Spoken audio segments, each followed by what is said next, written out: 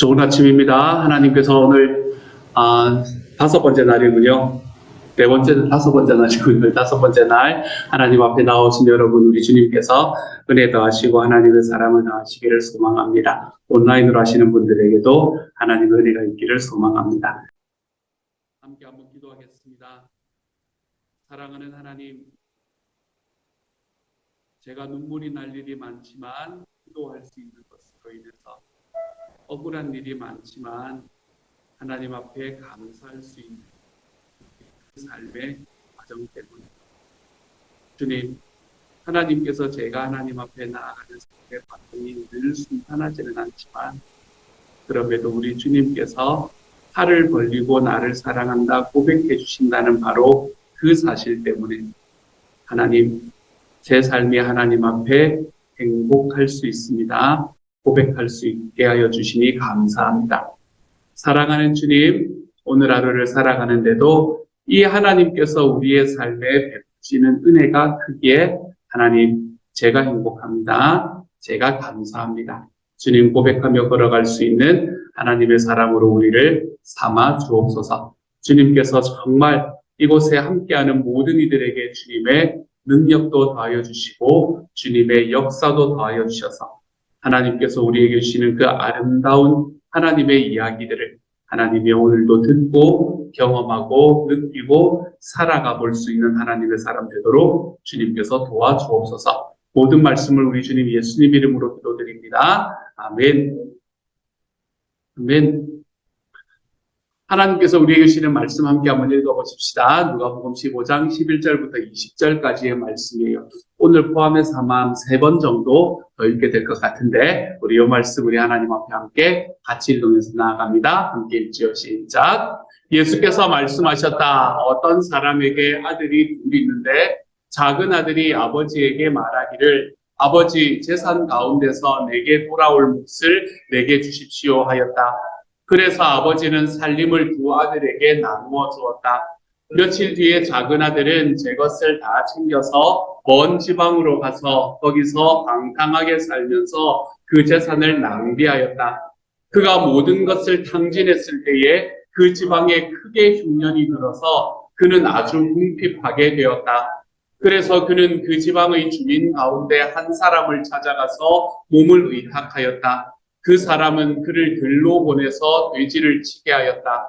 그는 돼지가 먹는 쥐염 열매라도 좀 먹고 배를 채우고 싶은 심정이었으나 그에게 먹을 것을 주는 사람이 없었다. 그제서야 그는 제정신이 들어서 이렇게 말하였다. 내 아버지의 그 많은 품꾼들에게는 먹을 것이 남아 도는데 나는 여기서 굶어 죽는구나. 내가 일어나 아버지에게 돌아가서 이렇게 말씀드려야 하겠다. 아버지, 내가 하늘과 아버지 앞에 죄를 지었습니다. 나는 더 이상 아버지의 아들이라고 불릴 자격이 없으니 나를 품꾼의 하나로 삼아 주십시오. 그는 일어나서 아버지에게로 갔다. 아멘. 우리는 어제의 말씀에서 집에 거한다는 것이 무엇인가? 라는 것에 관한 이야기를 함께하고 먼 곳으로 떠난다라는 것이 어떤 의미인가? 라는 것에 관한 이야기를 함께 나누었습니다. 집에 거한다라는 것은 어떤 의미라고 말씀을 드렸나요? 집에 있는 것이 뭐라고 이야기를 했나요? 집에 늘 있는 것은 하나님 아버지께서 우리에게 말씀하시는 내 아이야, 내가 너를 사랑한다 라는 그 음성이 우리의 집에는 늘 있는 것이다 라고 말씀을 드렸죠. 우리는 집에 들어가면 그 음성을 듣는 겁니다. 우리는 집에 들어가면 우리에게 야, 너 왜 A 못 받아왔냐? 야, 너 왜 돈 못 벌어왔냐? 라고 이야기하는 그 음성이 아니라 우리는 집에 들어가면 언제나 내 아이야, 내가 너를 사랑한다 라고 이야기하는 그 음성을 듣는 곳이 바로 우리 집이다 라는 겁니다. 우리가 이 집을 떠나서 먼 곳으로 간다는 것은 무엇을 이야기한다고 말씀드렸습니까? 이 하나님의 말씀에 벗어나서 내가 이 세상에서 내가 나를 증명하라고 이야기하는 그곳으로 들어간다라는 것을 이야기를 드렸었죠. 내가 나를 증명해야 되고 내가 더 높은 곳에 올라가지 않으면 사람들이 나를 인정해 주지 않을 것이라는 바로 그러한 마음으로 들어가는 게 이것이 나쁜 것이라 그랬습니까, 여러분? 이게 나쁜 게 아니라 그랬어요. 그런데 뭐가 문제라고 했습니까?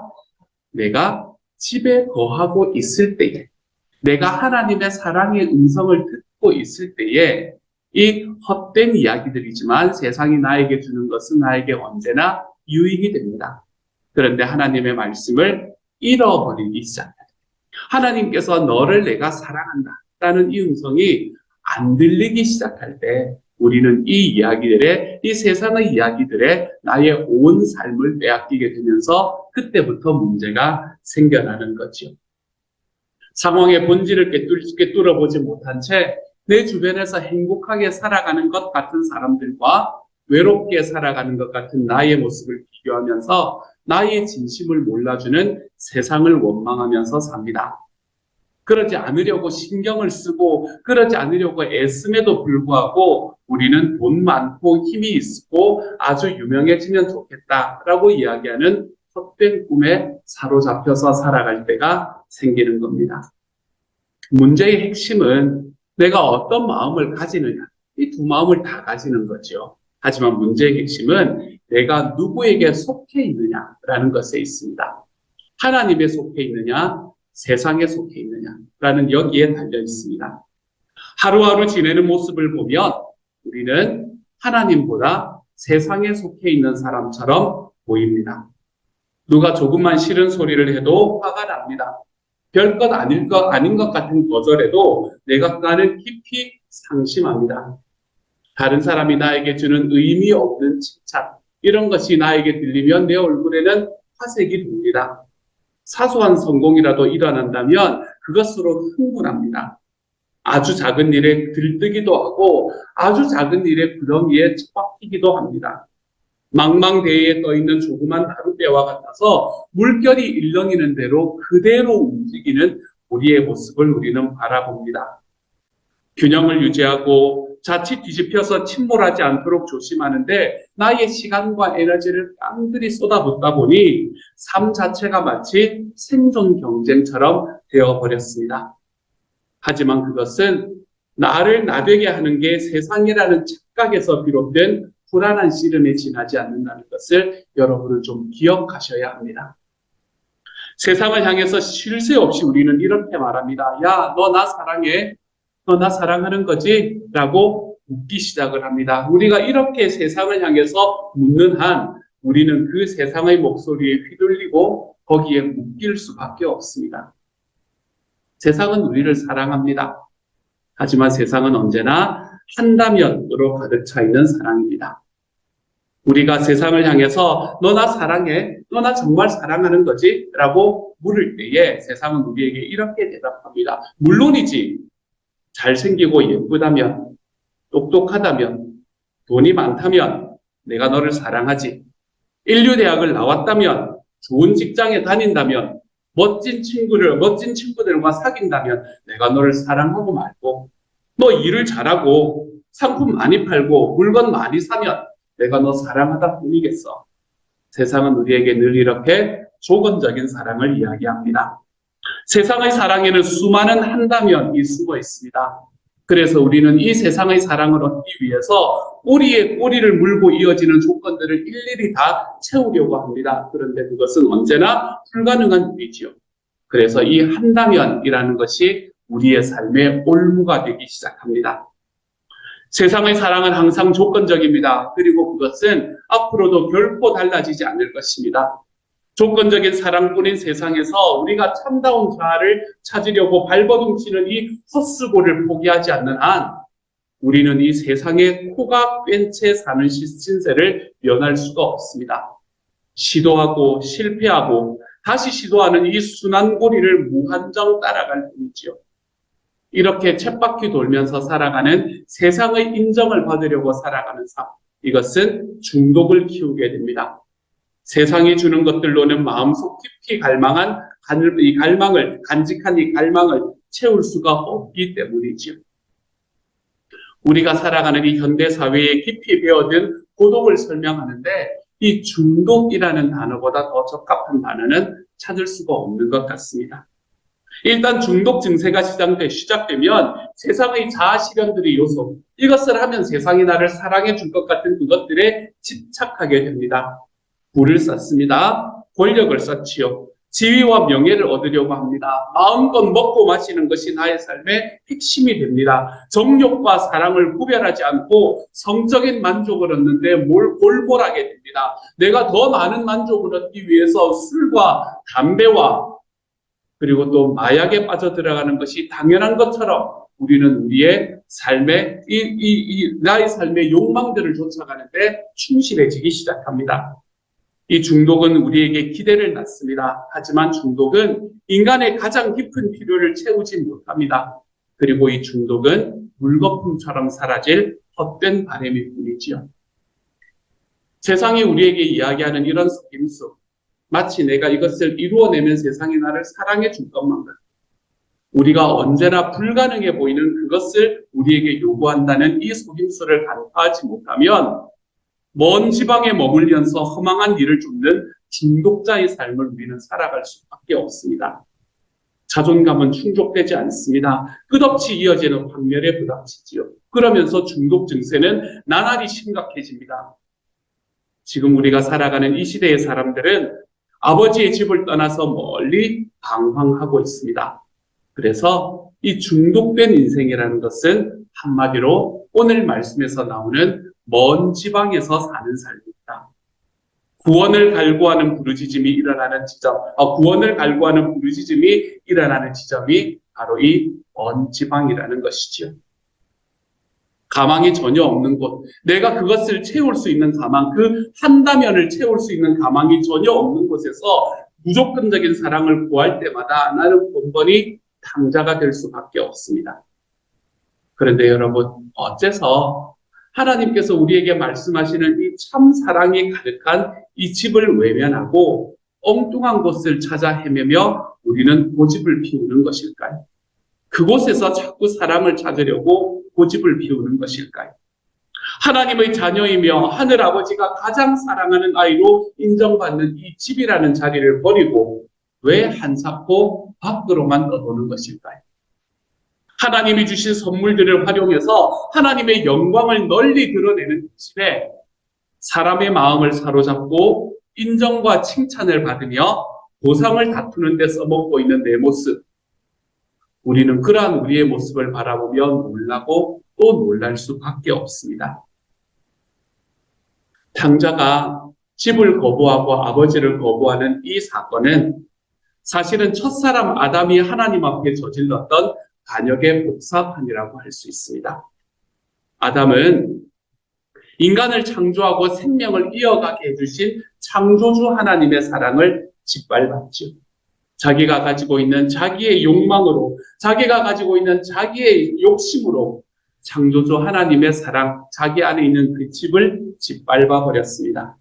그 반역 탓에 우리도 에덴 동산에서 쫓겨나서 생명나무에 다가갈 수가 없게 되었습니다. 무슨 말이에요? 먼 지방을 떠도는 존재가 되어버렸다는 말입니다. 렘브란트가 그린 탕자의 귀향이라는 조상을 다시 한번 바라보십시다. 빗나간 자식을 향한 연민의 몸짓을 훨씬 뛰어넘는 사건이 일어나고 있다는 사실을 이것을 바라보면서 이제는 알 것 같습니다. 눈앞에서 펼쳐지는 이 사건, 집을 떠나서 먼 곳에서 방황하던 이 아들을 아버지가 가슴으로 품어주는 이 사건은 사실은 아담에게서부터 시작된 이 반역이 종말을 구하는 자리와 똑같은 자리인 것입니다. 아담과 그의 모든 후손들이 저지른 반역은 이 아버지의 품으심으로 용서를 받게 되었습니다. 아담이 태초에 받았던 영원한 생명의 축복, 그것은 아버지의 안으심과 함께 회복되었습니다. 올려놓을 어깨가 없다 손치더라도 아버지는 언제나 두 손을 앞으로 내밀고 우리를 향해서 서 계십니다. 하나님은 팔을 거두거나 축복을 도로 빼앗아 가거나 사랑하는 아이로 여기는 마음을 거두는 법이 없습니다. 그렇다고 해서 아들을 억지로 집에 눌러 앉히지도 않습니다. 하늘아버지는 금쪽 같은 자녀들에게 그분의 사랑을 강요하지는 않습니다. 아들이 집을 나가면 아버지 또한 막심한 고통을 겪게 될 게 불에 보듯 뻔하지만 선선히 그 아들을 떠나버립니다. 무슨 수를 써서라도 붙들고 싶은 마음을 억누르고 선선히 떠나버리는 것. 사랑하는 여러분, 이것이 바로 사랑입니다. 생명을 잃을 수도 있는 위험을 무릅쓰고 아들이 자기 삶을 찾아가도록 허락하는 것. 이것 또한 사랑입니다. 그래서 헬리나 웨 목사님은 우리에게 이렇게 말합니다. 평생 궁금해하던 수수께끼가 이제 풀렸습니다. 내키는 대로 집을 나갈 수 있는 건 우리가 그만큼 큰 사랑을 받고 있기 때문입니다. 축복은 언제나 그 자리에 있었습니다. 나는 거기서 달아났습니다. 그리고 아직도 돌아가지 않고 있습니다. 그러나 하늘아버지는 팔을 내밀 채 기다리고 계십니다. 그러다 언제라도 자식이 다시 돌아오면 반가이 맞아들이고 그 귓가에 사랑하는 아이야, 내가 네게 은혜를 베풀어 주마 라고 속삭이는 분이 되어주십니다. 라고요. 사랑하는 여러분, 하나님께서 우리가 떠날 수 있게 만드시는 것은 우리가 그만큼 사랑받고 있기 때문이다 라는 것을 기억하십시오. 그리고 우리에게는 언제나 돌아갈 품이 있다는 것 또한 기억하시기를 소망합니다. 하나님께서는 저와 여러분에게 너는 나의 자녀됨을 증명하라고 이야기하지 않습니다. 우리는 일로 하나님을 만나지 않습니다. 우리는 관계로 하나님을 만나게 되지. 그러므로 사랑하는 여러분, 저와 여러분의 삶에 당신의 손을 펼치시며 지금도 우리를 향해 사랑하는 아이야, 내가 너를 사랑한다 라고 이야기하시는 이 하나님의 음성에 깊이 우리의 마음과 우리의 삶을 들이며 살아가 볼 수 있는 하나님의 사람이 되시기를 소망합니다. 눈이 멀 때까지 우리를 기다리시다가 자녀가 어떻게 될지 알지만 그의 삶을 찾아가는 것을 사랑으로 용납하시고 그리고 다시 돌아올 때에 한껏 우리를 품어주시겠다 약속하시는 이 하나님의 음성, 저와 여러분의 삶에 오늘 하루도 펼쳐질 수 있는 하나님의 사랑이 되어가시기를 우리 주님의 이름으로 축복합니다. 함께 한번 기도하시겠습니다. 사랑하는 하나님, 왜 내가 떠날까? 주님께서는 우리를 억압하지 않기 때문에 그렇습니다. 주님께서는 그 길이 어떤 길일지 알지만 하나님 크신 사랑으로 선선히 자기의 아들을 자기의 삶의 꿈을 이루기 위해 이루는 길에 내어주시기 때문에 그렇습니다. 거기에 있는 큰 하나님의 사랑을 우리가 바라볼 수 있게 하여 주십시오. 그래서 우리 하나님의 음성이 내 귀에 들리는 바로 그 순간에 하나님의 내가 너를 사랑한다는 그 이야기, 네가 내 아들이라는 그 이야기, 우리의 귀에 들리는 바로 그 자리에서 하나님이여 우리의 꿈도 이루어 가볼 수 있는 하나님의 사람이 될 수 있도록 주께서 도우시고 인도하여 주옵소서. 사랑하는 하나님, 이 사랑을 경험하게 하시니 감사합니다. 제가 주님의 품에 있는 것도 은혜이고 제가 하나님의 품에 떠나서 먼 나라에 가 있는 것도 사실은 하나님의 은혜 때문인 것. 하나님이여 기억하며 우리 하나님의 음성에 귀 기울이며 하나님의 사랑으로 만족하며 사는 하나님의 사람이 되게 하여 주옵소서. 모든 말씀을 우리 주님 예수님 이름으로 기도드립니다. 아멘. 다니엘 금식 제5일입니다. 노라고 말할 수 있는 자유. 모든 것이 나에게 허용되어 있습니다. 그러나 모든 것이 유익한 것은 아닙니다. 고린도전서 6장 12절 말씀. 한 형제가 오래도록 피워왔던 담배를 마침내 끊기로 결심했습니다.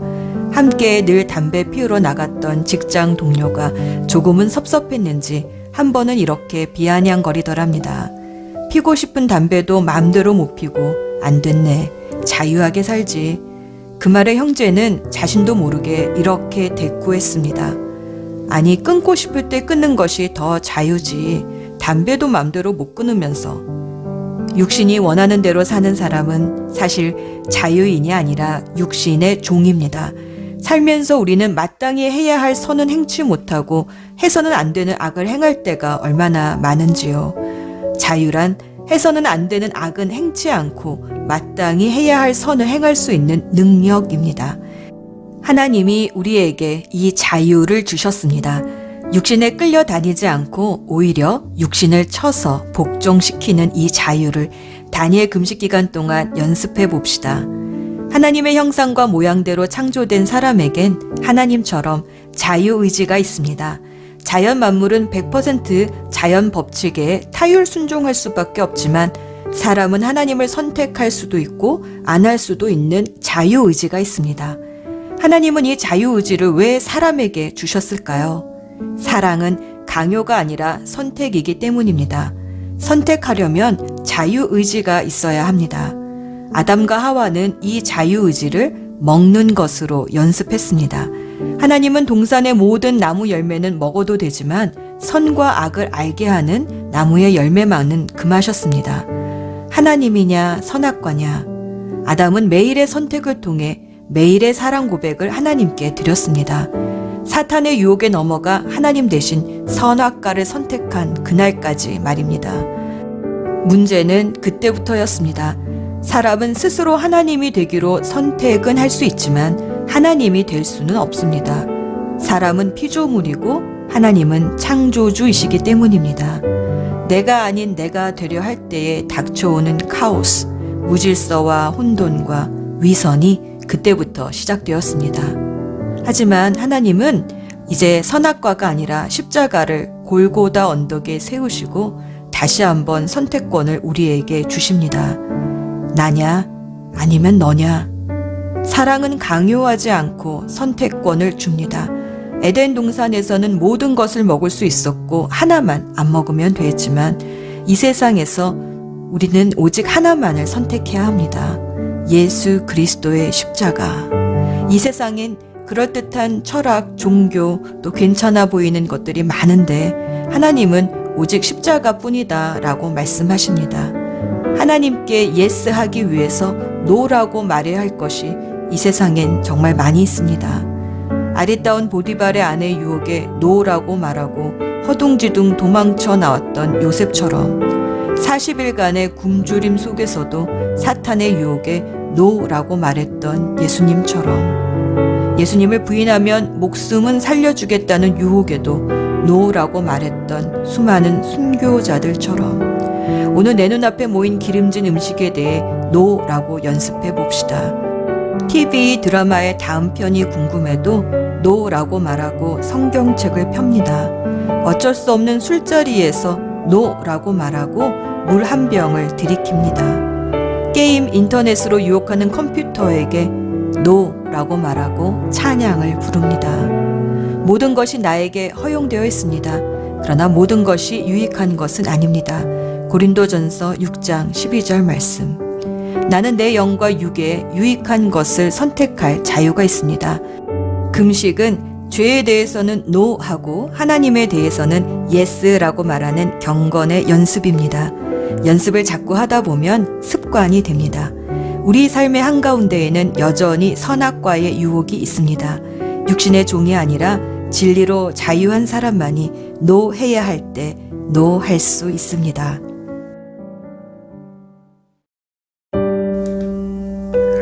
묵상을 위한 질문. 너희는 예 할 때에는 예라는 말만 하고 아니요 할 때에는 아니요라는 말만 하여라. 이보다 지나치는 것은 악에서 나오는 것이다. 마태복음 5장 37절 말씀. 우리는 혹시 하나님께 yes 하고 뒤돌아서서 세상을 향해서도 yes 하고 있지는 않습니까? yes와 no는 동시에 할 수 없는 말입니다. 내가 여전히 머뭇머뭇거리며 no라고 분명히 말하지 못하는 이유는 무엇일까요? 두 주인을 함께 섬길 수는 없습니다. 하나님 자리에 있는 것이 우상입니다. 나의 우상이 혹시 무엇일까요? 잠잠히 주님께 묻고 듣고 세상을 향해 노라고 말할 수 있는 믿음과 용기를 주시도록 간구합시다.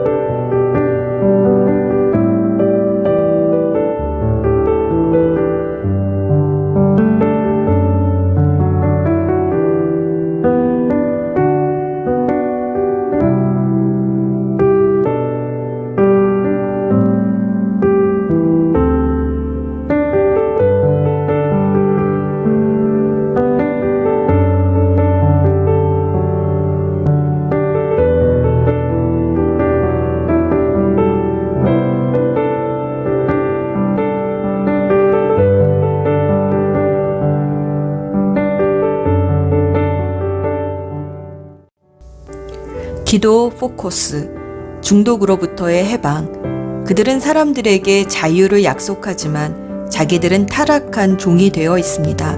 누구든지 진 사람은 이긴 사람의 종노릇을 하게 되는 것입니다. 베드로후서 2장 19절 말씀. 게임, 도박, 마약, 영화, 드라마, 인터넷, 포르노, 술, 담배에서부터 일, 돈, 관계, 연애 중독에 이르기까지 우리는 알게 모르게 크고 작은 중독에 노출되어 있습니다. 세상에서 받는 스트레스로부터 벗어나 하나님이 아닌 다른 것에 위로를 찾다 보면 나도 알지 못하는 사이에 중독이 되어 갑니다. 중독은 하나님과 친밀해지는 것을 방해합니다. 하지만 금식하며 기도할 때 성령님이 이 중독에서부터 벗어나도록 우리를 도와주십니다. 중독의 결박으로부터 우리와 이웃들을 풀어주시도록 간구하는 기도를 2분 정도 드려봅시다.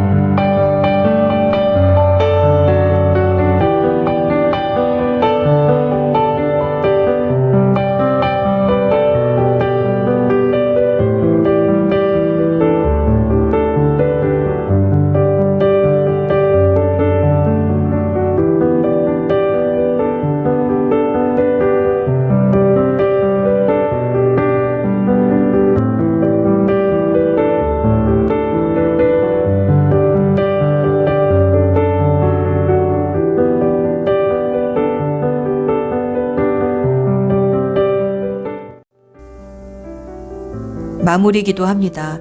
전능하신 하나님 아버지, 우리에게 하나님을 선택할 수 있는 자유를 주셔서 감사합니다. 죄에 대해서는 노라고 말할 수 있는 용기를 주셔서 감사합니다. 육신의 정욕이 아닌 하나님이 주시는 소원을 따라 살 수 있는 능력을 주셔서 감사합니다. 우리를 죄의 종노릇에서 해방시켜 주신 예수 그리스도의 이름으로 기도합니다. 아멘.